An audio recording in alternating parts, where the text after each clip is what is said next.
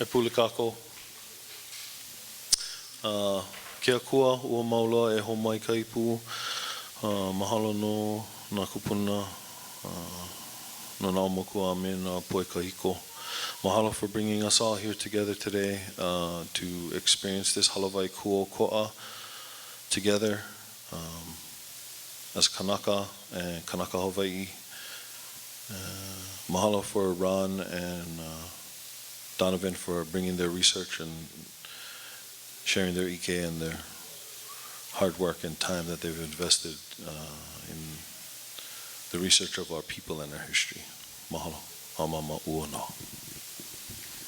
Okay, so housekeeping. I think we have a sign-in sheet over there against the wall. So please sign in so we can put you on the contact list for upcoming events and things. And thank you to all the organizers. To Kauai and Bear, to Auntie Debbie, to Hope, Tim, everybody that puts the time and effort into pulling this off every month. So we're going to start with Ron. Ron is a professor in the history department, Hawaiian studies, but his area of expertise is Hawaiian history, and he's, in my mind, one of the top researchers of our time. He never ceases to amaze me with the research and the product that he pulls out. And he's a great storyteller. And so he's a member of the Hawaiian Society of Law and Politics. And today he's going to be presenting the re-emergence of Native voice in the shaping of Hawaiian history. Our history as a people in Hawaii, I work at a charter school, and there's a book that they used, and I've tried to get them not to use it, that's called The History of the Hawaiian Kingdom. And it's been in use by the Department of the Education. They're on their second edition now. And I never really did like that book because when I opened it up, there wasn't much history of the Hawaiian Kingdom in it. It was more the history of the plantations. And so thanks to people like Ron and Dr. Sai, we have Hawaiians rewriting the history books of our people from original sources, from original documents, and that's the power of Ron's research, is that it brings original source documentation to tell a story that's based in fact, and not the white person telling our story based on their politics. And so that's a powerful thing, because our children deserve to get the truth when they're educated, and that truth needs to be the truth of our people, not somebody else who just came here and visited and made a lot of money and then left. So I'm also going to introduce Donovan Pariza at this point. Donovan, can you stand up real fast? Donovan's a PhD candidate in geography and is doing his PhD on issues related to native tenants. He'll also be presenting after Ron, and he'll present a presentation about original instruments of title in the Hawaiian Kingdom. So I think we have a lei for Ron.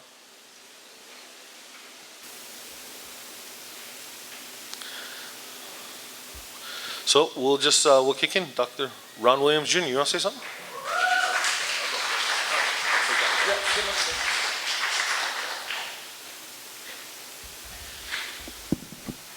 Aloha mai kako.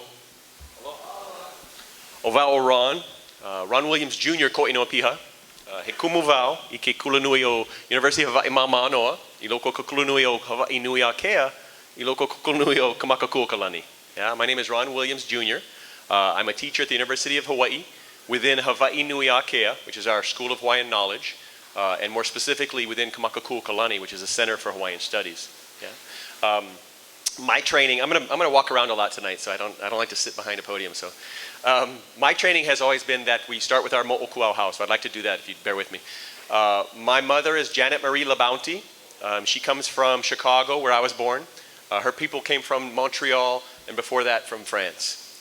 My father is Ron Williams Sr. His people come from the southern part of the United States, mostly Arkansas. His family is made up of farmers and fishermen and hunters, have been there for a very long time. So those are my parents. When I moved to California in 1980s, I went to school at Damien High School in Laverne, California. The interesting thing was we had no idea who Damien was, and they never told us. But we went to Damien High School in Laverne, California. I moved out to Hawaii in 1996. My girlfriend at the time, who became my wife, who became my ex-wife, was Hapai. And we didn't want to raise a child in San Francisco, and so she had family on Lanai. She's Filipino, African-American, Chinese. And so we had moved back to Maui to raise our daughter. I do have a 17-year-old daughter now who's graduating high school in a few weeks. Keale Makana Malie Williams, I'm very proud of. But that's my familial genealogy. As far as educational, when I came to Hawaii, I was very lucky and very blessed, and I met a man named Akoni Akana. He was my first kumu. He was the leader of the Friends of Moku'ula, a group in Lahaina, Maui, that's been working for 30 years to bring back the royal resting place and also house of Kauai and others, Nahiana Ana, Keopuolani and others, there in Lahaina. He, for some reason, took me under his wing, taught me language, taught me history and things like that. An incredibly giving man. He passed away about 6 years ago. But that got me started in my research and my studies and my interest. I had always known that I was visiting someone else's house and I needed to learn something. But he really got me kind of going in a big way. I was working at the old Lahaina Luau and the Feast at Lele, which is a new luau, or was a new luau in Lahaina. And I realized that I couldn't do that forever.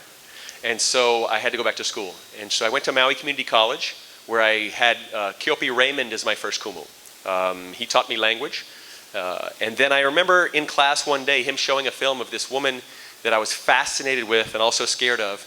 And her name was Haunani K. Trask. Dr. Trask, I said, I want to study under her. She's she didn't hesitate to say, I am a native Hawaiian intellectual. And she proved it. And I wanted to study under her. And so I came out to Kamehameha, scared to death, and was really welcomed by Mehana Hind, Dr. Trask, and others. And I did my BA there at Hawaiian Studies. Dr. Trask and Dr. Kamehameha asked me to teach, so I started teaching there. I got my MA in Pacific Island Studies, and then I got my PhD recently in 2013 in History of Hawaii. One point that I want to make before I move on is that the University of Hawaii, this 100-year-old university, or more than 100-year-old university, has never had a PhD in Hawaiian history until 6 or 8 years ago. You could get a PhD in Pacific history and focus on Hawaii. You could get a PhD in Asian history, American history, but they had no PhD in Hawaiian history program. They started that about 7 years ago. They hired Dr. Rosa and Dr. Arista, and so now there's a PhD in the history of Hawaii specifically. So finally, they've made that move. So that's who I am.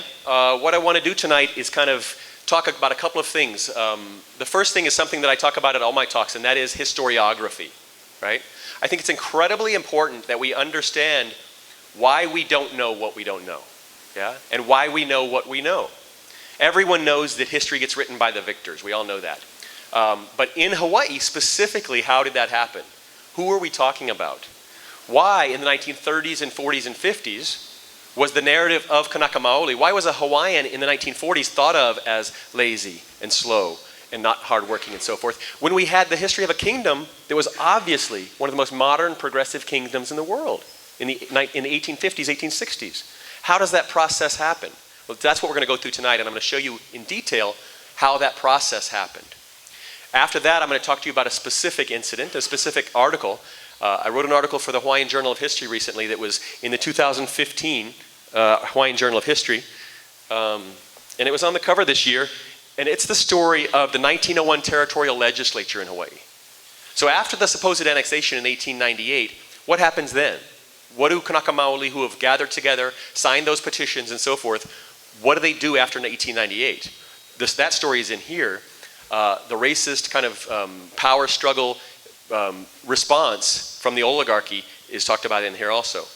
And since I am on the board of the Hawaiian Historical Society, I was forced to bring out copies. So anyone who'd like to purchase a copy, I've got several copies that I brought with me. So you're welcome to do that if you're interested.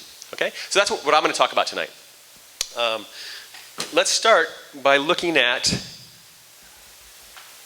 just a little quiz to start with. It's not a class. I'm not grading anything, but just a quiz. I want us all to understand how deep that problematic history has created the type of history we have today. So I want you to raise your hand, please, if you've heard this name. George Washington. Raise your hand. Okay. Raise your hand again if you've heard of Thomas Jefferson. Okay, that's everybody. Abraham Lincoln. Okay, that's everybody again. Benjamin Franklin. That's everybody. Ulysses S. Grant. Okay, that's most people. Okay. Raise your hand high if you've heard the name and you know who George Mahikoa is. Okay, 1, 2, okay. Raise your hand high if you've heard the name J. Apukai Akina. You know who he is? 1. Raise your hand high if you know who John Kamali'ikane is. Nobody? Okay. Raise your hand if you've heard the name Charles Kahe'e. 2. Raise your name if you've heard the name S.P. Kalaikini. 1. Okay. Now, I hadn't heard of any of these men prior to last week when I was working on this presentation. These 6 men are the 6 Hui Hawaii Aloha Aina delegates from Kauai in 1893. Now, correct me if I'm wrong, but we're about 7,000 miles from Washington, D.C. Yet everybody in this room knows the name George Washington and Thomas Jefferson and Lincoln. Yet we're in the Mokopuni o Kauai today and nobody knows these names, right? That's historiography. That's the process of the creation of history. That's how deep it's been. That these Native Hawaiian patriots who signed the anti-annexation petition, who represented Kauai, represented your island in Honolulu in the anti-annexation petition, we don't know their names today. So how does that happen? And why does that happen? I'm going to come back to them at the end and tell you a little bit more about them. And I've actually got a flyer I want to pass out for you guys to take home. But that's the type of problematic history that we've ended up having. You know, they're teaching in the schools the Jeffersons and Lincolns and so forth. Okay, so let me show you how that happens. Oop. Look, hui kao. Hui kao is this kind of loss, this kind of confusion, right? The construction of a master narrative. What we know, what we don't know, and why. The normalization of a problematic paradigm. A research methodology that relies on English language sources. Now, you've probably heard this story quite a bit before. The Hawaiian language sources, the newspapers, documents. We talk a lot about the newspapers, but there's also tens of thousands of documents, Maka'olelo Hawaii. Letters from people back and forth, letters from the Ali'i to the Maka'ainana and back and forth, government documents, Maka'olelo Hawaii in Hawaiian, right? 96% of the history that's been published about Hawaii for the last century comes strictly from those English language sources, not the Hawaiian language sources. The Hawaiian language sources aren't to be found. Helen Chapin, who's a scholar who wrote about newspapers in Hawaii, said that in 1893, at the time of the overthrow, about 6% of the population was Haole, okay? So 95% of what has been published about Hawaii was written by 6% of the people. The ship captains, the missionary fathers, their wives, the store clerk and so forth, they've written the history of Hawaii. What about the other 94% of the people? They wrote prolifically. They wrote tons. We just haven't listened to them. And that's because historians up until recently, most of them didn't speak Hawaiian and didn't access those sources. And so you're not listening to the people, you're listening to stories about the people, right? These are the types of voices we've left behind. The elision of Kanaka Maoli and other voices. These people wrote and spoke. We have 125,000 pages of Hawaiian language newspapers digitized today. My dissertation looks at the Christian church in Hawaii around Bayonet and the overthrow, right? There's been tons written about the mission and the Christian church in Hawaii. None of it comes out of the Hawaiian language sources. All of it comes out of the English sources, which means you're talking from the administrators in Honolulu. What was going on in the churches, in the actual churches, out here in Lihue, out in Kapa'a? What was happening with those churches? They were writing. They sent letters in every day.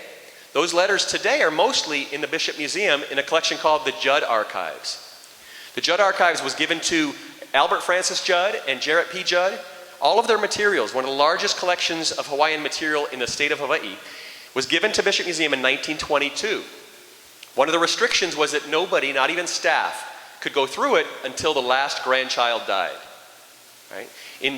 I used to go into the Bishop Museum all the time. DeSoto Brown is the curator there, and he's a friend of mine, and I say, hey, where's this? And he said, oh, it's probably in the Judd files, but you can't look at it, and he'd laugh, you know.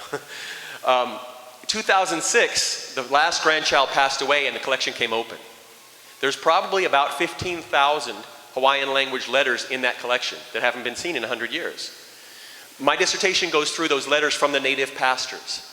There's probably about 1,000 or 1,500 letters from native Hawaiian pastors around the islands saying exactly what was going on in their churches that was sent to Judd. Albert Francis Judd was the Supreme Court Justice for the Kingdom of Hawaii. He was also the head of the Protestant Church. He was head of the Hawaiian Board. So he had all of that stuff that tells us the story of the church in Hawaii from the native point of view. All those scholars in Boston and so forth that are writing about churches in Hawaii, they don't access that stuff. Yeah? So this is how we're starting to change Hawaiian history. We're starting to listen to Hawaiians. Okay? So selected voice, the genealogy of a dominant narrative. This is why you know what you know. You know, and I know what I know. You know, why are we all given this type of stuff? The three main sources. The Pacific Commercial Advertiser. That was the main English language paper in Honolulu. Now understand what this is. You know, you see books all the time. Here's a biography of Robert Wilcox. Here's this, here's this. Look at the sources and it says Pacific Commercial Advertiser throughout it. Okay? Well, what is that paper? Who owns it? What were they trying to say? That paper was the foreign voice of Honolulu. Albert Francis Judd himself characterizes it as the foreign language press. It's as if you went to write the history of America and you pulled the German language newspaper from Boston and said, this is the history of America, right? So that's one of the main sources. Another one is William DeWitt Alexander. William DeWitt Alexander was a historian in the 19th century and early 20th century, wrote about Hawaiians in Hawaii. And a third source, a main source, is the Reverend Sereno Bishop. The Reverend Bishop is a gentleman I try, you know, not to enjoy picking on too much, but he was a incredibly racist pastor, born in Maui, or lived on Maui, sent to school back east and came back here, who wrote horrific stuff about Hawaiians for about 50 years. An important note here, the reason why I kind of pick on him is not because he's a racist. There were plenty of racists back in the 19th century. The reason why I pick on him is he's a massive producer of history that we all ended up reading, right? He was in that power position of creating history that became the record. Okay, so let's look at those three sources and find out a little bit more about them. The Pacific Commercial Advertiser. Albert Francis Judd called it the voice of the foreign community in Honolulu. So you're listening to what the foreign voices said about Hawaii. It was owned by William Richards Castle, who was a member of the Hawaiian League, that all-white organization that promoted the Bayonet Constitution. He was a member of the Committee of 13, which was the group that overthrew the Queen. He was an annexation commissioner sent to Washington. He was one of the 5 men that they sent to Washington to get annexation done. And he was the president of the Board of Education. So you start to see the connections here, yeah? He's part of the overthrow, he's producing history, and he's also the president of the Board of Education. So those histories are making their way into schools. 1898, Lauren Andrews Thurston takes over the paper. Member of the Hawaiian League, author of the Bayonet Constitution, member of the Committee of 13, he's one that negotiated annexation to America. So okay, that's one side of the story, but that's what we're using for all of our history. Down here, the Pacific Commercial Advertiser, in their paper on the day of the overthrow, they say the foreign community is weary of Aboriginal dynasty. Okay, so that's their mana'o.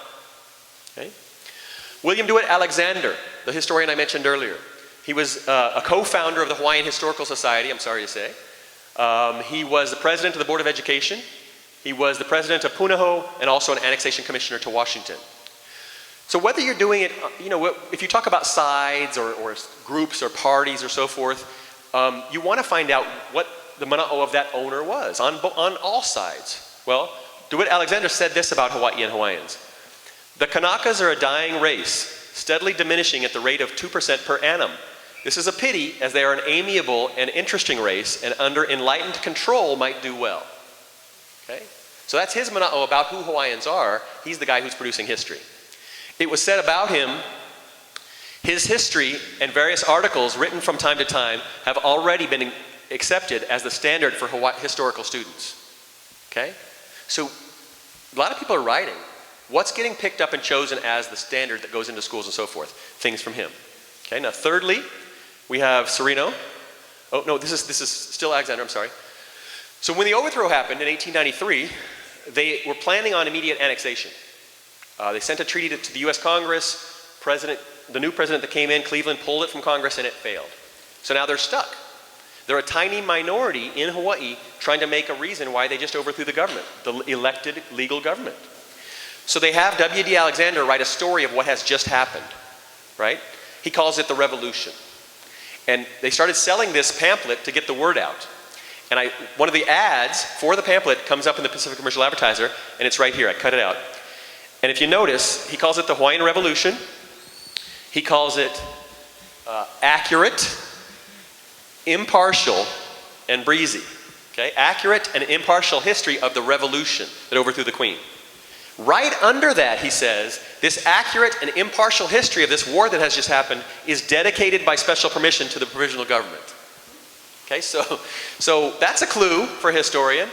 If you see a history of a war told and it's dedicated to one of the two sides, it's probably a little biased. Right? His book was more than a little biased. It didn't include a single royalist source. Its main sources were Thurston, folks like that. He says in his chapter 1, The Decadence of the Hawaiian Monarchy, it is true that the germs of many of the evils of Kalakaua's reign may be traced to the reign of Kamehameha. Okay? His sources are Dole, Thurston, Morgan, the PG Executive Council, Smith, and the Reverend Sereno Bishop. So as a historian already, I have a big problem with this pamphlet. Well, in 1899, this pamphlet becomes a book. And I have a copy here that I do want to pass around with the note that please, it is an 1899 copy. It is kind of falling apart a little bit, so please do malama it as it goes around. But I want you to hold it because in my mana'o, in my research and in the things that I've done, I find that these documents have life themselves. And so if you look at it and spend a bit of time with this, you'll start to understand the type of stuff that was going around. This book, A Brief History of the Hawaiian People, comes from W.D. Alexander, and he's made that pamphlet into a full-fledged book for the Department of Education. Okay? So, he says, it's published under the Board of Education, by order of the Board of Education of the Hawaiian Islands, New York, American Book Company, 1899. It is very necessary to have work of this kind in the hands of the higher classes in our schools. That book, where he talks about the evils of Kalakaua, and he talks about all different types of things, also contains a chapter on infanticide. Now, most of you have heard the rumors of infanticide, and sometimes the missionaries and other folks had made up these rumors about Hawaiians killed their own children. Dr. David Stannard did a book, a complete book, an academic book on how this was a myth, how it didn't exist. Well, in 1899, he puts it into his book, and I want to read it to you, because it is so horrific. W.D. Alexander says in this book, Infanticide. Infanticide was fearfully prevalent, and there were few of the older women at the date of the abolition of idolatry who had not been guilty of it. It was the opinion of those best informed that 2/3 of all children born in Hawaii were destroyed in infancy by their parents. They were generally buried alive, in many cases in the very houses occupied by their unnatural parents. The principal reason given for it was laziness, unwillingness to take the trouble of rearing children. Okay? So W.D. Alexander says that 2/3 of native Hawaiian children were buried alive in the front yards of their homes by parents who were too lazy to raise kids. The important part of that is this book became the standard authority and school textbook for more than 40 years. That was the book used in every school, public and private, in the territory of Hawaii from 1899 to 1940. So think about that native Hawaiian kid. Think about that 17-year-old, the 12-year-old, an 8-year-old who's going to school in Hawaii in that territorial period and reads that his ancestors buried alive 2/3 of the children, right? That's how you start to create this narrative that pushes away. First you get rid of that Hawaiian language stuff, right? So they can't know who they are, and then you tell them who they are. And that was being done by the president of the Board of Education. Okay? For 40 years, that was the school textbook on history. Okay? Reverend Sereno Bishop, he was a member of the Hawaiian League, that group that enacted Bayonet. He was the editor of The Friend. The Friend was the missionary magazine that came out once a month. When it started, it was run by Samuel Damon, the missionary Damon, and it was mostly about ships that came in and things like that. When Sereno took over, he took over the month of the Bayonet Constitution. And his first column, as editor, and his first column was called The Anglo-Saxonizing Machine. And he talked about how Hawaii was going to be Anglo-Saxonized by white men and so forth. And so he takes a very political stance in this paper from there on out. So he was the editor of that paper. He termed the Royalists my enemies, and he was a prolific writer of Hawaiian material. Again, my goal isn't to get you to hate Sereno Bishop. He's been dead for a long, long time. My goal is to have you understand his effect on history, right? A lot of the stuff our kids and we have read up until recently came from folks like him. Not directly maybe, but stuff he wrote became stuff that became stuff that became stuff. Yeah? Here's Sereno. So when the Queen is elected in 1891, so they've done Bayonet Constitution. They've made the executive branch basically a figurehead. They've taken over the legislature almost, right? They've disenfranchised Asians from voting. They've raised the income clause. And so now they're starting to be in control a little bit. And the Queen comes to power. And Sereno writes about her, and he says, in The Friend, she enjoys in a high degree the affection of her Hawaiian subjects and their confidence in her attachment to their welfare. Her gentle and gracious demeanor, her good sense, and her fine culture have also commanded the high regard of the foreign community. He says she's wonderful. She speaks 6 languages. She's brilliant. She has her people's needs at heart. He writes about her in an American magazine called well, let's look. I forget the name of it. Review of Reviews. He says, she has a perfect use of English, a good literary, and an especially sound musical culture. The Queen's manner is peculiar winning, her bearing noble and becoming. The Queen gives evidence of having deeply at heart the moral welfare of her people. Awesome, right? Now his view of her is going to switch 180 degrees about 8 months later. Why do you think? He doesn't see her as a threat when she comes to power. None of them do. They say she's under bayonet, she has no power, and she's a woman. They don't see her as a threat at all. When rumor starts and they hear rumors that she's proposing a new constitution to bring universal manhood suffrage back, to allow the vote to everybody, to give Kanaka Maoli back that power, to bring herself back to power as an executive, now she's a threat. So his opinions of her are going to change completely. He wrote a letter to his business friend Gorham Gilman in New York 4 days before the overthrow. He was part of that group that was planning the overthrow. And he wrote a letter to Gorham Gilman in New York where he says, "We shall now be delivered from that incubus of the palace, poisonous to the natives and a perpetual threat and hindrance to white civilization." Right? Now what's an incubus? You guys know what an incubus is, yeah? And actually he's got this wrong. I don't know if he was just ignorant of the fact or if he was calling her manly, but she would be a succubus. Yeah? Incubus and succubus were demons that possessed you sexually while you slept. He and others started rumors that the Queen was having orgies in the palace and so forth and so forth. And so he calls her an incubus and says she's poisonous to the natives and a threat to white civilization. Right? When the Queen is in Washington D.C. fighting in 1897 for the crown lands back and things like that, he writes again to his friend and he says, "My sister in New York sends me a story clipping of a most sickening laudation of Lil in her talk about Hawaiians." And I want to pause there and point out, he almost always referred to her as Lil, knowing how important it was to Kanaka Maoli to pronounce her name, to give it mana, yeah? Hey, no Liliuokalani. He called her Lil, and her talk about Hawaiians. What Lil calls the downfall of her nation due to the missionaries is really a redeeming movement for them. But for the missionaries, El herself would have rotted away early as a common low creature. This is the Queen of Hawaii, who's beloved by her people. And he said if it wasn't for us missionaries, she would have rotted away early as a common low creature. Right? She's a threat. You can see his fear in there, right? I want to pause before I move on and mention this because sometimes I forget. The work of Donovan and Keanu and Lorenz and everybody is so important, and Willie, because one thing it's doing that I really admire is it's starting to reveal this culture of insecurity of the whites that were here. The reason why they're being so incredibly racist and the reason why they're making moves that are obnoxious is because they're forced to by Kanaka action, right? The 1894 Constitution of the Kingdom of Hawaii, of the Republic of Hawaii, was ridiculous. It was based on the Mississippi's Constitution, but it was ridiculous because they had to go that far because Kanaka were complaining and organizing and petitioning and fighting and so forth. So you see that in Sereno. You see how scared he is of somebody like the Queen. Yeah?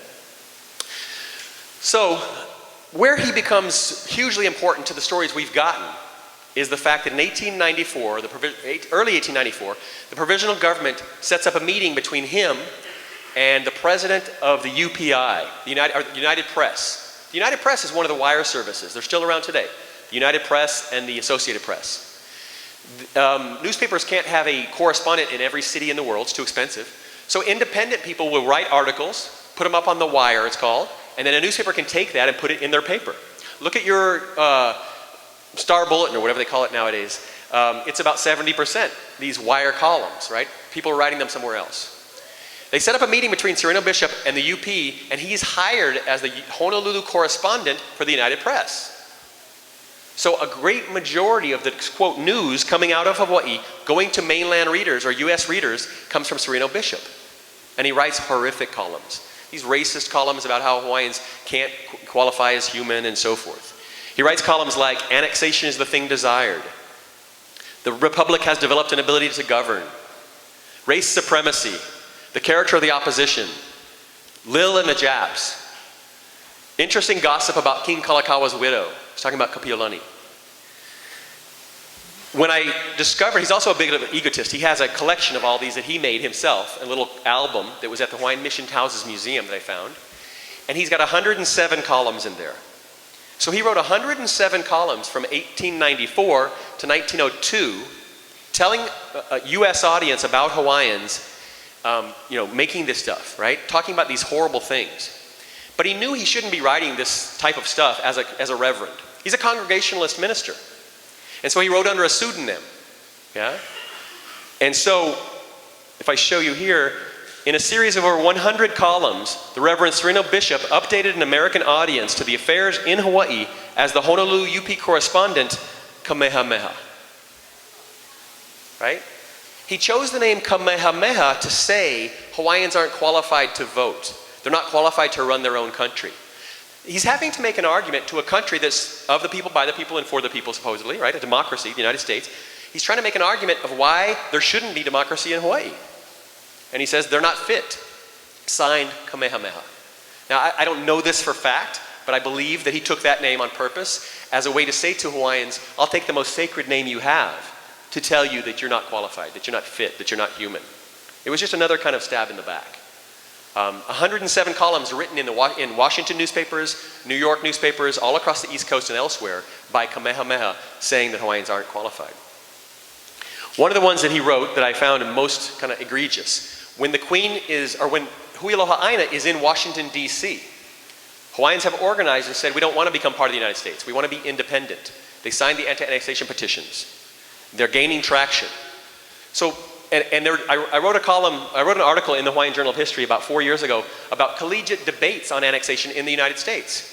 There was lots of pressure against annexation in the United States. The top schools across the country, Georgetown, Columbia, Harvard, Yale, and the first collegiate debate on the west coast of the United States was between the California schools and Stanford. Stanford was 1 year old. And all these debates were over, should we annex Hawaii? And every time, the no side won. Now, they won because of two reasons. One reason was racist. A lot of folks were saying we don't want 100,000 brown people in our country. But they were also arguing the justice argument. They're saying it's not right. If the people don't want to be annexed, how can we steal them? Right? That was what was being said. So how do you answer that? So Sereno comes up with an answer and he publishes it as Kamehameha. He says, this takes us back to the point first made, that the people of Hawaii must be a party to the contract for annexation. Here's the very question to be settled. Who are the real people of Hawaii? Are they the decadent and dwindling race of Aboriginal Hawaiians who still linger in the land, a feeble and inefficient people, pushed aside from active life by the swarming Asiatics and the vigorous whites?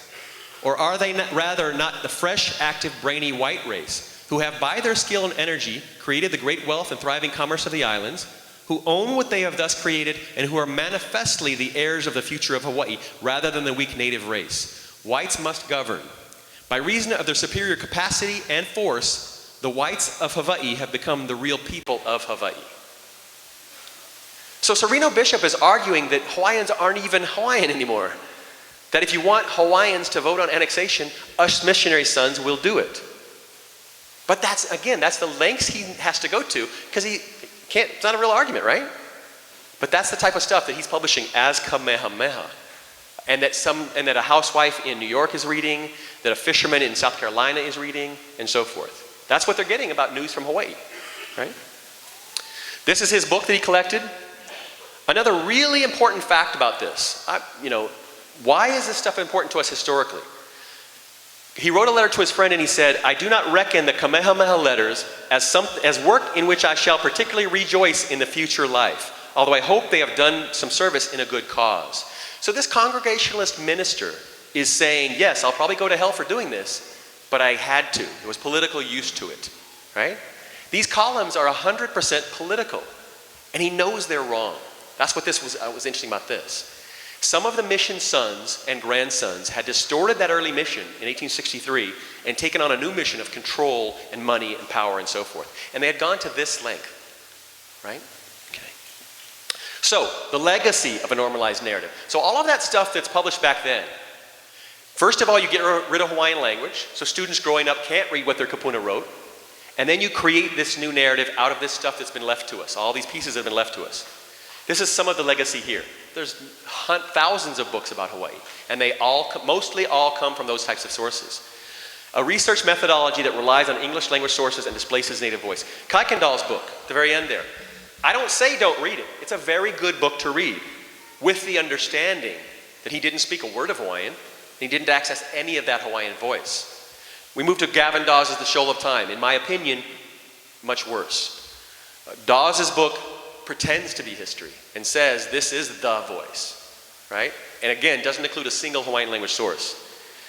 Books from Hawaii, books from the University of Hawaii, books on missionaries, books on even coming out today. I want to also pause here for a moment and show you something to do with this. My field is in missiology, the history of the church in Hawaii. And the big guy in my field, for lack of a better word, is Clifford Putney. I probably shouldn't be saying this on recorded video, but Clifford Putney is a big scholar in Boston who writes about missionaries in Hawaii. And he's written this book called Missionaries in Hawaii. And he says, not only is he going to talk about missionaries, he's going to tell you about Hawaiian constitutional change and social change and economy and all of these things about Hawaii. He doesn't read a word of Hawaiian. He reads the missionary journals. Now, and he reads the annual reports of what he calls the Hawaiian Evangelical Association. Many of you might have heard of this. Every librarian, archivist across Hawaii calls it the Hawaiian Evangelical Association. That group of churches around Hawaii that were native churches that became the UCC, HEA. Well, it wasn't. That organization was an organization of 30 or 40,000 native Hawaiian Christians in the churches around the islands, run by a board of white men in Honolulu. It was a native institution. Native Hawaiians had taken on Christianity, made it their own, and used it as a part of the struggle for their nation. They put out reports every year, Maka Olelo Hawaii. The 1863 Constitution for this organization says, our official language is Olelo Hawaii. Every baptism, all these things going on in the churches in Hana, Lahaina, and so forth are being done in Maka Olelo Hawaii. And they're putting out all that news in here. They're writing English reports to send back to Boston. Those English reports that were sent back to Boston have been the basis of, I want to say, 100% of the history of the church up until recently. These are much different, not only in content, but in context. This is the 1893 annual report of the Ahui Wanaleo o Hawaii, which is what that organization was. Yeah? It was an organization of native Hawaiian Christians that were writing about things that were going on in their church. Okay? So again, another field of Hawaiian history that we've gotten all wrong by not accessing what Hawaiians were saying. Okay? Now I want to talk about a couple of these egregious examples and how this moves on. Sometimes people have said, well, yes, that was 100 years ago. We're much smarter now. We don't do that now. Well, we do. I was working on a piece about John Henry Wise, and he was a professor at UH. He was the second Hawaiian language professor at UH Manoa. And so I went into the UH archives and was looking for material for him, and I found the 1931 UH yearbook, University of Hawaii yearbook. It's called Kapalapala. And this yearbook is laid out like a history. It has pre-contact and constitutional change and so forth and so forth. One of the sections about the overthrow, the students' pictures were all like laced in between. It's kind of an odd way to do a yearbook, but it was interesting. The section on the overthrow was called the transition. And in the transition, they have a picture of the Queen, and the UH yearbook in 1931 says, the period reveals the islands on the verge of dynamic changes. Liliuokalani was on the throne and had ruled despotically, bringing about changes without consulting the will of her people. Revolution soon followed and her throne was seized from her. That's the 1931 yearbook for our university that everybody takes home, has their brothers and friends sign, the moms and dads read and so forth. That's how normalized they had made that narrative. Now we know this to be false. I could show you, there's 9,000 signatures on petitions demanding a new constitution of the Queen.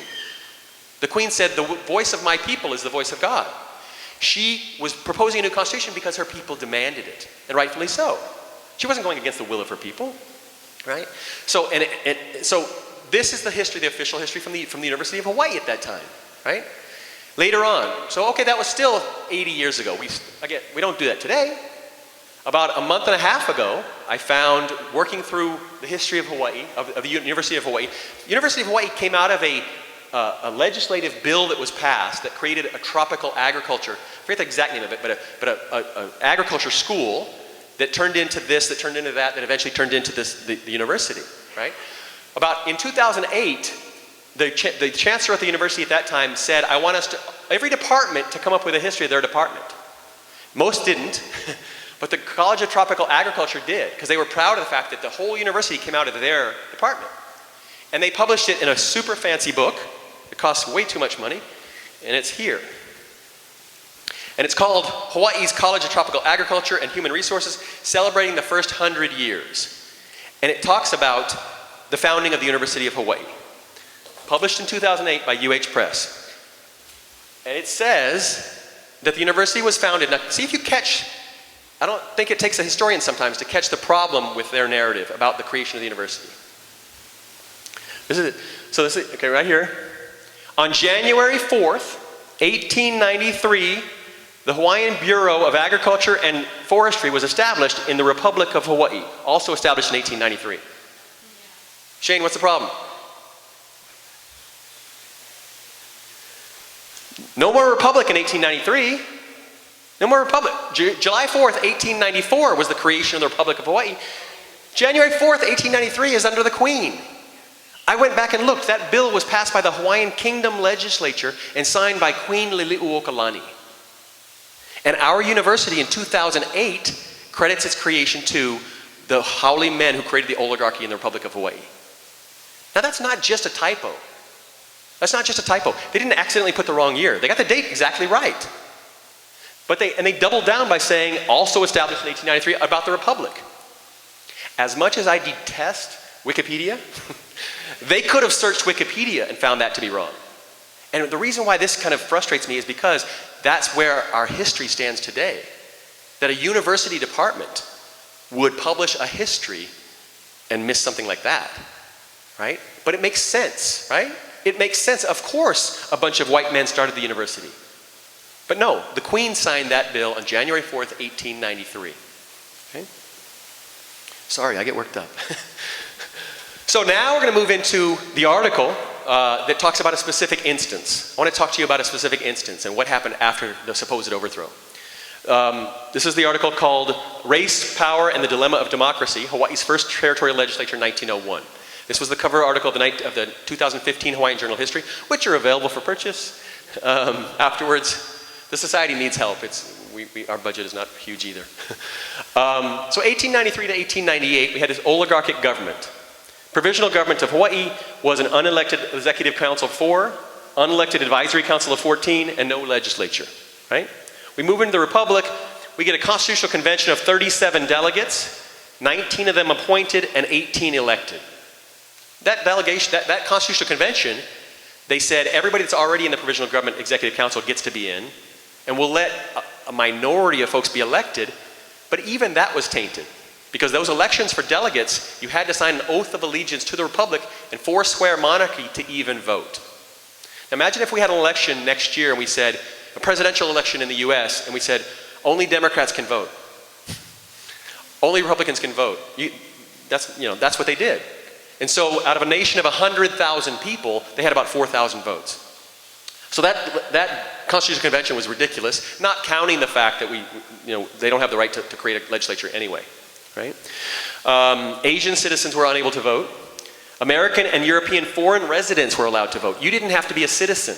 You could be visiting and be a resident of foreign ancestry if you were white and you read English and you could vote. So we move on to the election here. In Honolulu, 1,514 voters registered. The largest ethnic group of voters for that election were Portuguese, and then American, and then British, Hawaiian-born foreign, others unclassified, right? So the approximately 36,000, I believe, Native Hawaiians, you have 185 votes. Right? Nationwide, among Hawaii's more than 100,000 residents, less than 4,000 votes were cast. The 1897 election for the legislature of the republic, 2.3% of the population voted in a single party election, right? So it's an oligarchy. That's just my way of kind of beating a dead horse. It's an oligarchy. There's a few white men running the country. So these guys are pushing annexation. They've been doing it for 5 years. Spanish-American War breaks out. There's a new treaty of annexation that goes to the US. And they start to say, oh, maybe now it will happen. And they're getting excited. 1898, we have the supposed annexation. We all know it's illegal because it was a joint resolution, not a treaty, but they pretend to anyway, okay. They come, they have a big ball. August 12th, 1898, all the American diplomats, the American naval officers, Sanford Dole, have a huge ball at Iolani Palace. The paper says it's something that belonged properly to the imagination, to those rare dreams that come to people in love with the whole universe, right? So they're partying, yay, we're annexed to the United States, wonderful. And I like to think they woke up the next morning and said, oh crap, now we're part of the United States. Now there could be democracy here. And Hawaiians massively outnumber us. Right? I'm sure they had thought about it before, but this is bringing it into reality. The day after this, they're looking at a case where they may be a minority in a democracy. So, they start to push to say Native Hawaiians shouldn't have a vote in this new territorial legislature.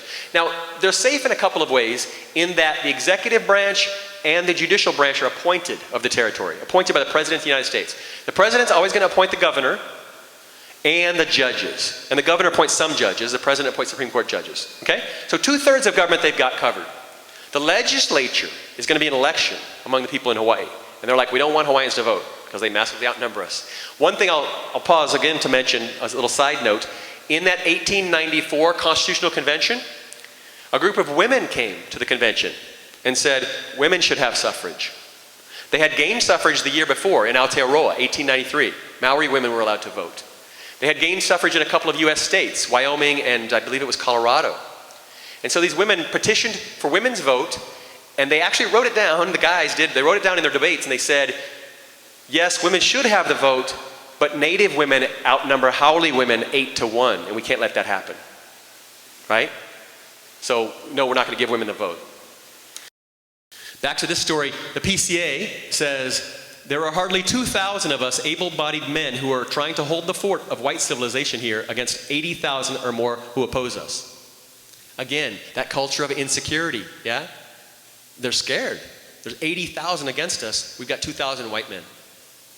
The Rev Serena Bishop, as Kamehameha writes, these facts make it of the highest importance that the present domination of American influence should not be destroyed by any unwise legislation on the part of Congress, opening the suffrage in Hawaii widely to the less worthy and more shiftless elements of the population. Okay? And the PCA says, if color is ever to rule Hawaii, which God forbid, that color must be white. So we don't want to be racist, but if we have to, then we're going to, okay? So this is the type of stuff they're saying. Nonetheless, and even, now another important fact to understand, context to understand is that commission that's creating the Organic Acts for Hawaii. There's a 5-member commission. One of the men who's leading the commission is Senator John Tyler Morgan. Senator John Tyler Morgan was one of the most activist proponents of annexation. He was a senator from the South in the United States. He also happened to be the Grand Master of the Ku Klux Klan for Alabama. It's not me making it up. The actual official honorary biography of the Ku Klux Klan of Alabama names him as the second Grand Master of the KKK. So, but even all of that happened, there were still forces in the United States who said, no, a territory of ours has to be democratic. And so, so they pushed through a vote of Kanaka Maoli. Women still aren't allowed to vote, and Asians can't vote. But Native Hawaiians are allowed to vote in this territorial election. And so sure enough, they dominate the election. Now the three parties that came up in the election, the Republican Party, the Democratic Party, Native Hawaiians quickly formed a brand new political party. Now think about this. We're always talking about how Hawaiians, it was amazing that they did the petitions. It's amazing that they did this. Think about starting a brand new political party in a matter of months across different islands, right? They started the Ka'au Kuakoa Home Rula, the Hawaiian Home Rule Party. They said, we don't want to be Democrat. We don't want to be Republican. We want to have our delegate to the Congress and our local legislature have our needs in mind. So who were they? The Republican Party was made up mostly of the Missionary Party, Dolma, and the American League. These are guys that are in the government already, right? The Democratic Party was made up of white anti-Dole Hui. I had never thought about this, but there were whites in Hawaii who very much didn't like Dole. He was a missionary. He was passing bills about, liquor sales and things like that. Some guys owned bars, didn't like that. Others thought that he had become elitist and had kind of helped his friends, but not all the whites. So some whites joined the Democratic Party, along with the white anti-missionary Hui, along with Kanaka Maoli, what I call pragmatists. That's what they were called in the paper at the time. There are some Native Hawaiians who are joining the Democratic Party at this time because they say, if we want any power in Washington, this may be familiar to today, they say, if we want any power in Washington, we've got to belong to one of those two parties that have people there, right? The President of the United States, if he's a Democrat, we should be Democrat to get his ear, right? Most Hawaiians, the vast majority of Hawaiians are saying, no, our own party. Some are saying, including John Wise and others, are saying, we need to be part of that Democratic Party to have power in Washington. The Independent Home Rule Party was made up of Ka'ahui Kalai Aina Hawaii, Kahui Hawaii Aloha Aina, and other Kanaka Maoli. So the two patriotic groups that had been created after Bayonet and after the overthrow, they come together formally and they dissolve their parties, Hui Aloha Aina and Hui Kalai Aina, and they create the Hawaiian Home Rule Party. A very interesting point about this, what was going on with women in the islands. The Democratic Party, women weren't anywhere near. The Republican Party, they weren't anywhere near the party. The Home Rule Party, made up of Native Hawaiians, not only had women all over the party, they were giving the speeches at the rallies, the lead speeches. They were also delegates to the Constitutional Convention that created the party and its constitution. There were 3 women delegates, Kanaka Maoli women, who were delegates to their Constitutional Convention that created that party's constitution. 2 of them were from Lihue, 1 of them was from Kauai. Yeah? Her name, I haven't found out, I've just found this stuff up, so I haven't had a chance to research. Her name was Fanny Keppel, in case anybody knows anything about her. But she was from Kauai, and she was a women's delegate for the the Home Rule Party. Okay? K-E-P-O, Fanny, yeah. In La'ie, the woman was Kalua Palawa Kama. Yeah. Okay. So, they knew they had to put up Native delegates. They needed the Native vote to win, right? Just so many more Natives than whites. So they knew they had to kind of pull in some Hawaiians. So they all 3 parties put up Native delegates as their candidate for delegate to U.S. Congress. We have Prince Kuhio, we have Kavana Nakoa, we have Parker, and we have Robert Wilcox. Okay? Home Rule Party gets together and launches a campaign. Their constitution says equal rights for the multitudes. June 6, 1900, 56 delegates, including 3 women, attend a 3-day convention to form a political plank. So they call in the delegates from all over the islands to come together and form this plank, this constitution of the Home Rule Party. They gather petitions from around the islands. They say, let us work for the greatest good of the greatest number, and let us not consider whether a man's skin be white or dark. Let us have justice towards all. They say, delegates break after the morning session to call upon Her Majesty Queen Liliuokalani at Washington Palace. Another interesting note. The Queen, as part of her 1895 abdication of the throne, had promised not to get involved in politics. But they weren't going to do anything without the voice of the Queen. She was still their Queen Mother. And so the delegates, Liliuokalani, Kaulia, Wilcox, all of them, leave the convention, walk down to her house to meet with her. She gives a beautiful speech that's pages long. I've just cut out a tiny section of it here. And this is my translation. She says, "Aloha to all of you. I did not think that you, the people, were still thinking of me, as 10 years have passed since I stood mother to you all. And at this time, the United States of America rules over me and all of you, my beloved people. It is a thing of great pain for me, the burdens that have fallen to us, but it is something that cannot be prevented. My thoughts have been expanded due to the actions of America in what they have given to the Hawaiian people, the vote.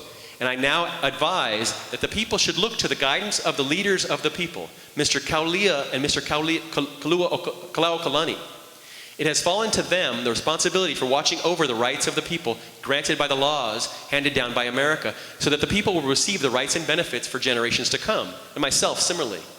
We have no other way than this expanded right that has been granted by America to all of you, the people. Seize it and hold it fast. It is for all of you to make right this future for all of us." So she's telling the people, vote, use your power, and listen to Liliuokalani and Kaulia. These are the men you should now follow. Yeah? The Home Rule Party. In their plank, we believe in equal rights and freedom for all the people. We believe that we should strive to secure equal rights for the people, by the people, and of the people. Our legislators should strive to obtain homesteads for American citizens of the territory of Hawaii out of the lands that have been taken over by the United States. We intend to strive in every way possible to secure from the United States benefits and privileges for the natives and other citizens alike who will work together for the good of the country, regardless of color. Okay? They dominate the election. They win handily. The paper says Honolulu is on the eve of the most important period in all her history. This is the first time since 1893 that Hawaiians have some semblance of political power within the system. Yeah? The oligarchy has been running things by edict. Now, and they say, the oligarchy says, we have to make sure we continue to do this. But Hawaiians win the election. House of Representatives, there's 20 Home Rule Party members, 7 Republicans, 1 Democrat, 2 undeclared. The Territorial Senate has 9 Home Rulers, 6 Republicans. So now now what's their agenda? They have meetings, they go out and representatives from around the Hawaii, including 3 women delegates, join the officers to form a broad 68-member board of directors. They have legislative workshops working with petitions sent in from all the islands. They tour and audit government departments and facilities. The Honolulu Police Department, the Oahu Prison, Board of Health, Department of Interior, Department of Education. They haven't been in these facilities, in power in these facilities for a long time. So they want to know how things are running. They're getting prepared to rule. They called a meeting of citizens to begin to organize claims resulting from the Chinatown fire, right? Which mostly affected Chinese. They said, this is unfair. The government hasn't done anything about it since the fire. We want to make sure they're compensated. And so they start to gather claims from people in Chinatown. So the legislature opens February 1901, the first territorial legislature in Hawaii. Now, to give you a little preface, there's been 2 histories written about that legislature, just pieces. And both of them said it was horrific. Couldn't have been worse. Gavin Dawes, for one. Ernest Andrade, who wrote a biography of Robert Wilcox, writes another one. And he says, oh, it was a joke how Hawaiians couldn't get anything done. They didn't have any, they're so inept at running the country. Look at what a joke this is. That's what the 2 modern histories of this legislature say, right? Well, when it opened in 1901, you have leaders like William Ponohu White, senator from Lahaina, Ramon Hoi Makikau, also from Lahaina, Fred Beckley from Molokai. And there's a picture of the first legislature. The foreign correspondents said it would have done any legislature around the world proud. Now, understand why Dole guys, what they need to do. They've just lost power in the legislature, which is terrifying. They can't have it go well and show that Kanaka are qualified to rule. And so they start immediately to talk about that they can't rule. And look at this joke today. And oh, look how horrible they ran it today and so forth. And so they filibuster and they pause and they do everything they can to make sure nothing happens. Sound familiar? The US Congress today, right? So they're doing everything they can to make sure there's no success. But nonetheless, the Hawaiian legislators move ahead. The first day, the Governor Dole sends Cooper, his assistant, down into the legislature to watch and make sure that nobody speaks Hawaiian in the legislature. Because the Organic Acts had insisted that the legislature be done in English. There's a problem.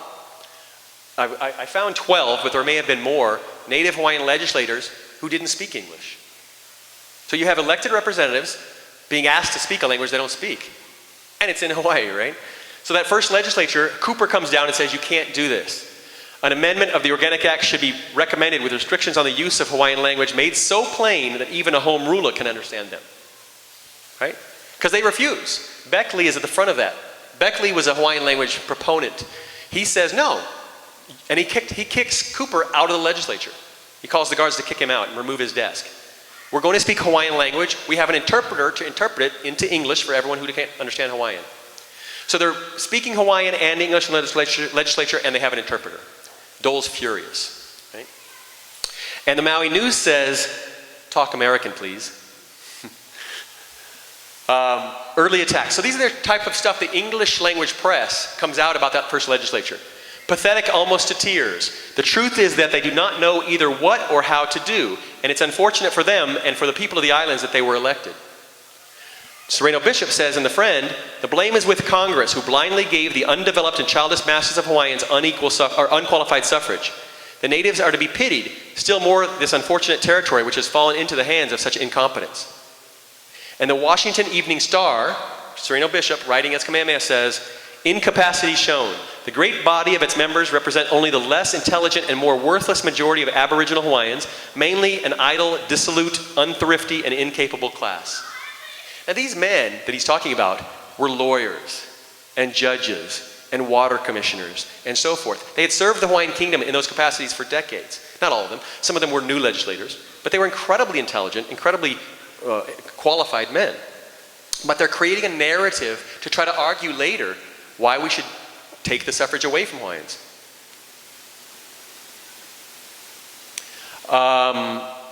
Now this is the one that got me. So it's not only in word, it's in visuals.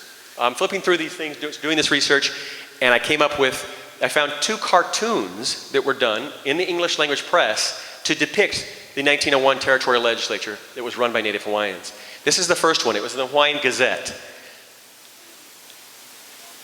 And it's monkeys in a jungle. Literally monkeys. And it's got a Bandar Log legislature. And it says, this is the Pacific Commercial Advertiser, April 30th, 1901. Jabber it quickly and all together. Excellent, wonderful, once again. Now we are talking just like men. This is from Rudyard Kipling's The Jungle Book. And they're saying this is what happens when you let Native Hawaiians run the government. Right? That was the front page of the Pacific Commercial Advertiser. When the legislature closed in 1901, the closing day of the legislature, run by Native Hawaiians, this cartoon came out. The circus leaves town. The Hawaiian Simian Circus headed off to the woods. And you have monkeys in the circus cage. Right? This is the type of rhetoric that they're putting out there to create an understanding that look at how incompetent Native Hawaiians are. Now, most people in Hawaii or around might have thought that ridiculous at the time. But again, these are the sources that folks are going back to when they don't read Hawaiian, they only read English. They're going back to and they're seeing these descriptions of the legislature, and they're writing histories of Hawaii.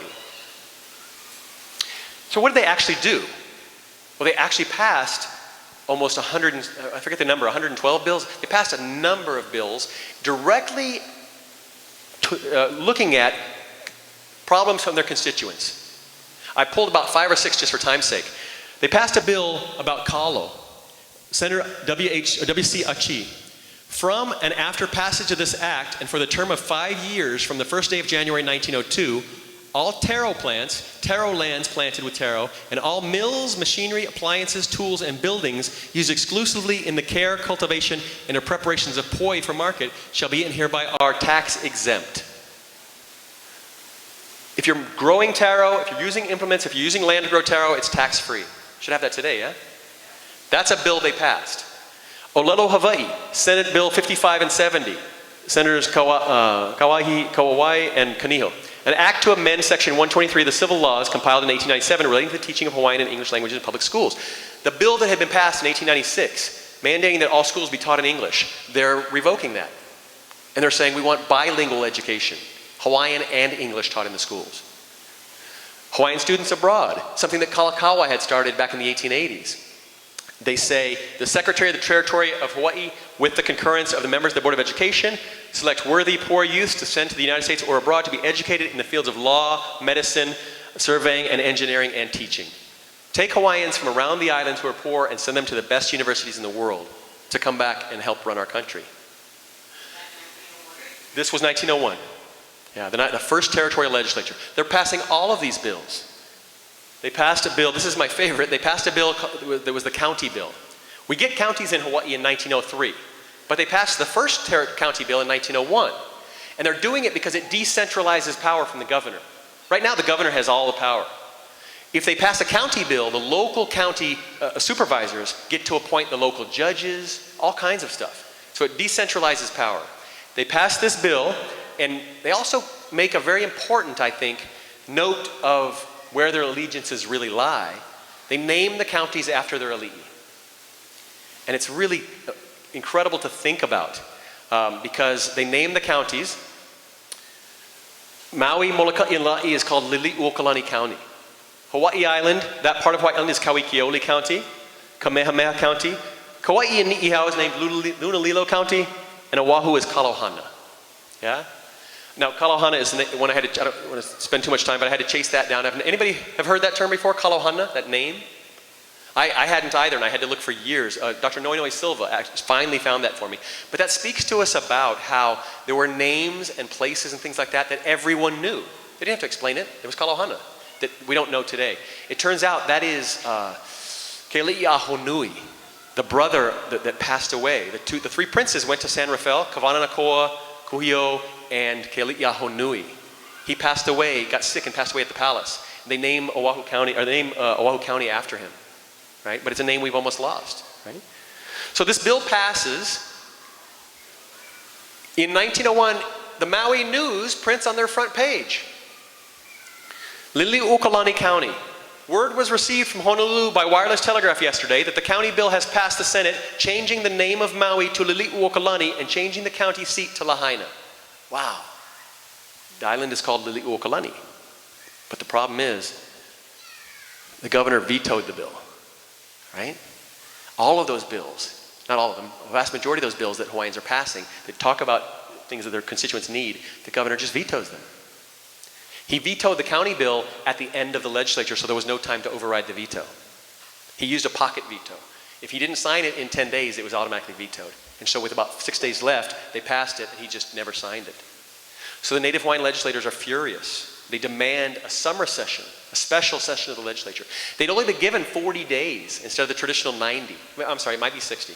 But instead of the traditional 90 to pass these bills. They were given a shorter time, they were filibustered, and most everything they did was vetoed. And then the narrative came out that, look, they can't rule. And that's the narrative that was bought by Gavin Dawes and other folks. And it was told to all of us. Today, that legislature is termed the Lady Dog Legislature because one of the bills that made it through was a tax on female dogs because they were used as commerce, yeah?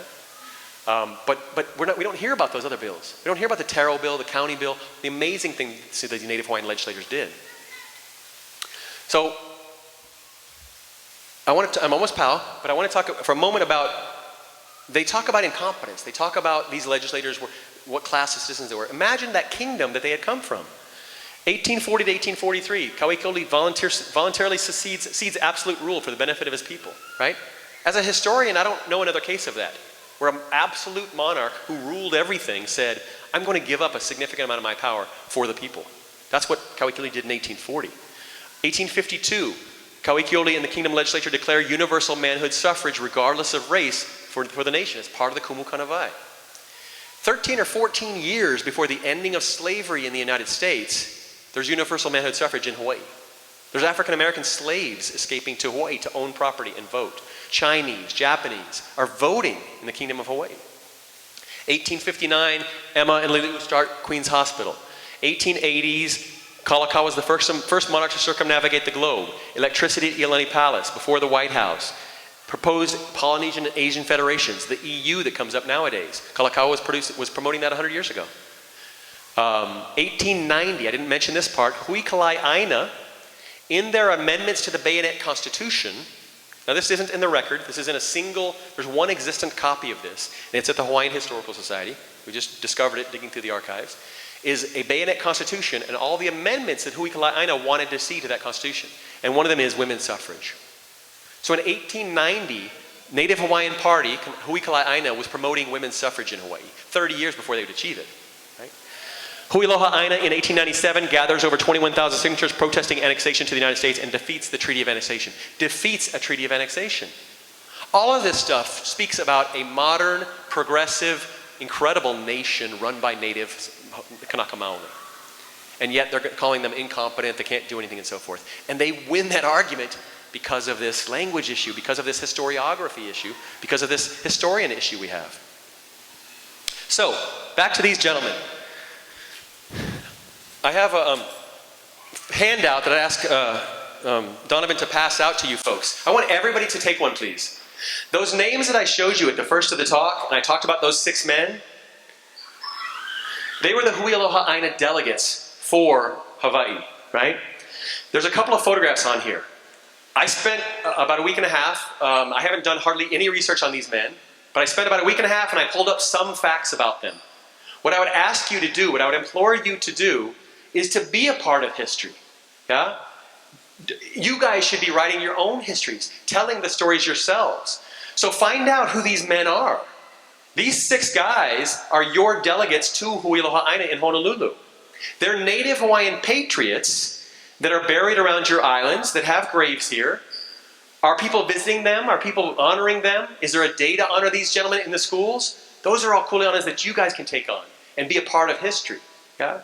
We have a 40-foot bronze statue of President McKinley, for God's sakes, in Honolulu.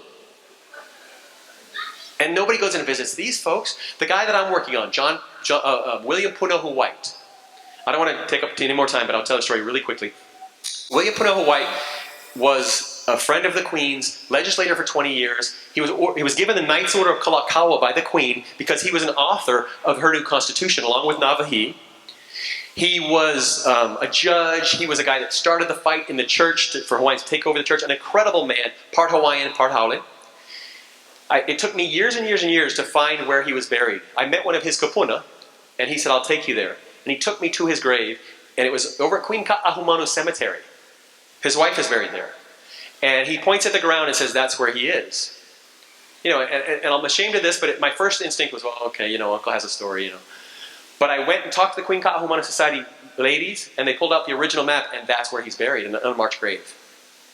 And I think of these gentlemen, who I believe have graves around, I know 3 or 4 of them do, and I think, why are folks like William White and these folks not talked about in the schools? Why are they not honored? Why do we not all know right where they're buried? Yeah? We know where McKinley is, we know where we have $150 million Freer Dillingham Hall on UH campus now. But where are these folks' buildings? Yeah? So I would ask you to move forward by finding out who these men are yourselves, right? I want to finish with one final quote from a man named Ben Okri. Well, first of all, I want to show you that the grave. So this is one of the gentlemen on there, George Mahikoa. He's buried at Kapa'a Hawaiian Church in Kapa'a. And this is his gravestone. I was talking with Tim before this, and he starts telling me about, oh, over there Kapa'a, they get these stone. I'm like, that's the guy. So if you go to Kapa'a and you go, that's where he is. That's your Hui Aloha Aina delegate in 1893. Yeah? I'll finish up here with this quote.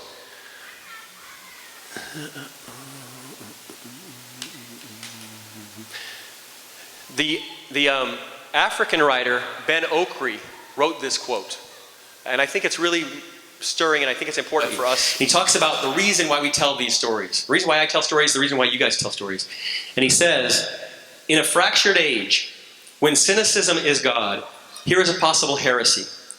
We live by stories, we also live in them.